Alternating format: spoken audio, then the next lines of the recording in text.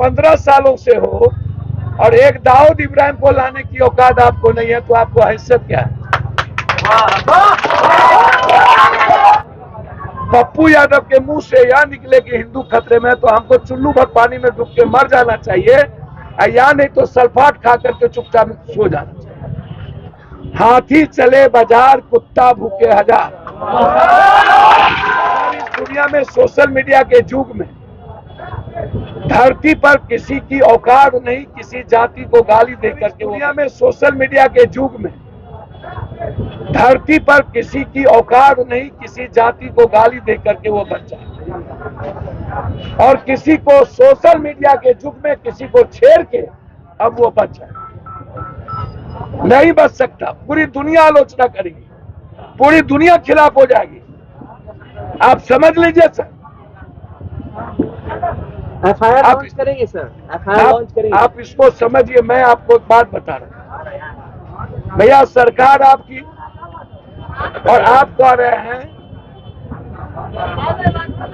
कि आज भी 15 साल के बाद भी यदि पप्पू यादव के मुंह से यह निकले कि हिंदू खतरे में, तो हमको चुल्लू भर पानी में डूब के मर जाना चाहिए, या नहीं तो सल्फाट खा करके चुपचाप सो जाना चाहिए। हमको 1 मिनट जीने का राइट नहीं है। यदि हम 15 साल भी कह रहे हैं, दोनों जगह सरकार हमारी, और उसके बाद कहें हम ई जात खतरा, उ जात खतरा, उ धर्म खतरा, ई धर्म खतरा, तो इसका मतलब है कि हम कंप्लीट रूप से कायर हैं, कमजोर हैं, और हम आम लोगों की हिफाजत नहीं कर सकते हैं। तो ऐसी सरकार को रिजाइन कर देना चाहिए और उसको अपने जगह पर बैठने का कोई राइट नहीं। तीसरी चीज, यदि इजराइल के पास इतनी ताकत है, यदि वो डर या खौफ के कारण यदि वो हमास पर लड़ रहा है, हमला कर रहा है, गलत या सही है? यदि आपको लग रहा है कि पाकिस्तान में हिंदू की बेटियों को उठा लिया जाता, तो आप बैठे क्या कर रहे हैं? इंदिरा गांधी थी तो पाकिस्तान और बांग्लादेश अलग कर दिया ना। औकात था ना इंदिरा गांधी को? आपको औकात है तो आप अलग अलग कर दो। और अंतिम चीज, जब आप 15 सालों से हो और एक दाऊद इब्राहिम को लाने की औकात आपको नहीं है, तो आपको हैसियत क्या है?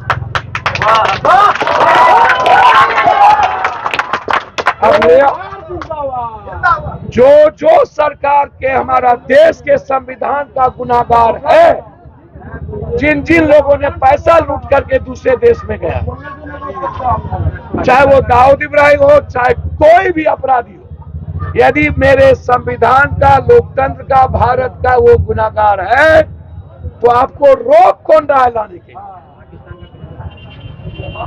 इसका मतलब है कि आप दाऊद इब्राहिम से डरते, और दाऊद इब्राहिम के डर से आपकी पेशाब में चट्टी निकलती।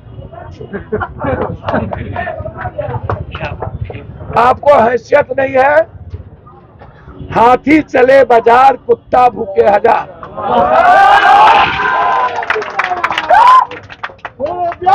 एक भी किसी जात को कोई भी माफिया टच किया कभी, और किसी भी धर्म मजहब को नफरत, तो हमारा सीमांचल ही उसको जूता मार के भगा दिया, और उसने हमारे, मैं धन्यवाद दूंगा अपने सनातन हिंदू भाइयों को, जिसने उसके नफरत को कुचल दिया अपने विचारों से। बोला मुझे आप नहीं चाहिए, मुझे विकास चाहिए, और 100-200 रुपया। और तीसरी अंतिम चीज, जो आकाश में थूक फेंकता है उसके मुंह पर न पड़ेगा।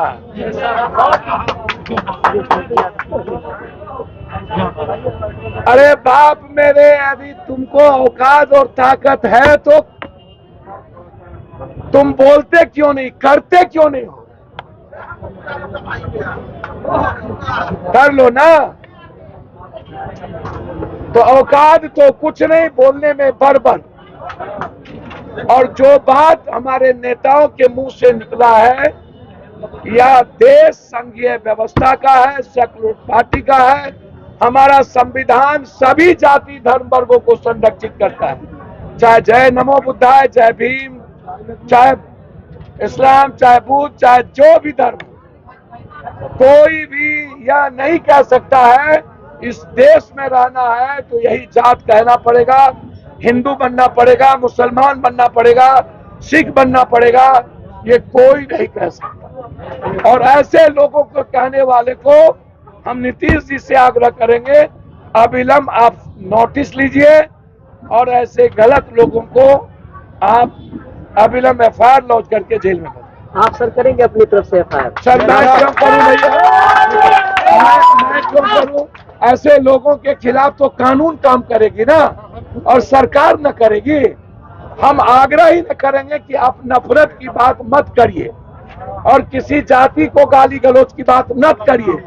औकात है ना तो जेल में जो बड़ा अपराधी है पप्पू यादव को औकात है, हम फांस देंगे, हमको है औकात। और हम जा रहे हैं बम्बई परसों, हमको कितनी औकात है आप नहीं जानते हैं। मैं फिर कह रहा हूं, मैं जानता हूं भगत को किसने मरवाया, किसने मारा,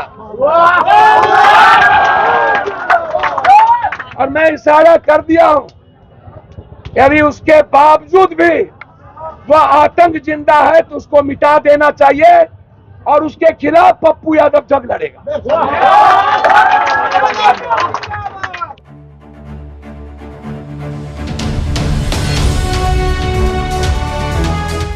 ट्रू रिपोर्ट्स, सच आप तक।